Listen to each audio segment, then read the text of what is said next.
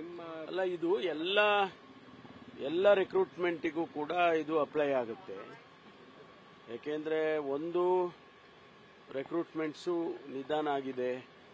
ನಾವು ಈ internal reservation ಮಾಡುವ ಉದ್ದೇಶದಲ್ಲಿ ಯಾವುದೇ ರಿಕ್ರೂಟ್ಮೆಂಟ್ ಮಾಡೋದಕ್ಕಾಗಲಿಲ್ಲ.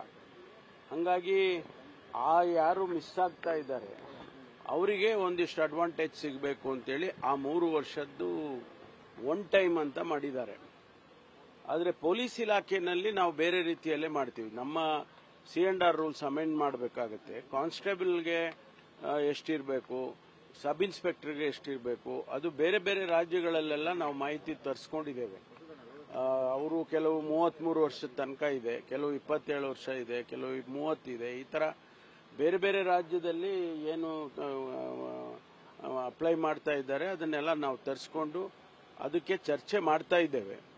ಅಂತಿಮವಾಗಿ ಇನ್ನೊಂದು ವಾರದಲ್ಲಿ ನಾವು ಕೂಡ C&R ರೂಲ್ಸ್ ಅಮೆಂಡ್ ಮಾಡಿ ಅದಕ್ಕೆ ಸೂಕ್ತವಾಗಿ ನಾವು ಪರ್ಮನೆಂಟ್ ಆಗಿ ಕೊಡ್ತೇವೆ. ಇದು 3 ವರ್ಷ ಮಾನ್ಯ ಮುಖ್ಯಮಂತ್ರಿಗಳು ಮಾಡಿರೋದು ಒನ್ ಟೈಮ್ ಅಂತ. ಆದರೆ ನಮ್ಮ ಇದರಲ್ಲಿ ನಾವು 3 ಕ್ಯಾಟಗರಿನಲ್ಲಿ ಸಬ್ ಇನ್ಸ್ಪೆಕ್ಟರ್ ಮತ್ತೆ ಕಾನ್ಸ್ಟೇಬಲರ್ನಲ್ಲಿ ಏನಿದೆ ಅದನ್ನ ಪರ್ಮನೆಂಟ್ ಆಗಿ C&R ರೂಲ್ಸ್ ಅಮೆಂಡ್ ಮಾಡಿ ಮಾಡ್ತೀವಿ. ಧರ್ಮಸ್ಥಳ ವಿಚಾರದಲ್ಲಿ ಆಕ್ಷೇಪ ಬರ್ತಾ ಇರೋದು ಹನುಮಂತನ ಬಾಲಕರ ತನಿಖೆ ಮುಂದುವರಿತಾನೆ ಇದೆ, ತಪ್ಪಿಸಲವರ್ಧನೆ ಇನ್ನೂ ಬಂದಿಲ್ಲ. ಸೊ ಯಾಕೆ ಷಡ್ಯಂತ್ರ ಮಾಡಿದವ್ರನ್ನ ಬಂಧನ ಮಾಡದೇ ಯಾಕೆ ವಿಳಂಬ ಮಾಡ್ತಿದ್ದಾರೆ? ಅಲ್ಲ, ಅದಕ್ಕೆ ಕಾನೂನಿನ ತೊಡಕುಗಳು ಏನೇನಿದೆಯೋ ಅದು ನಾನು ಇನ್ನೂ ಚರ್ಚೆ ಮಾಡಿಲ್ಲ.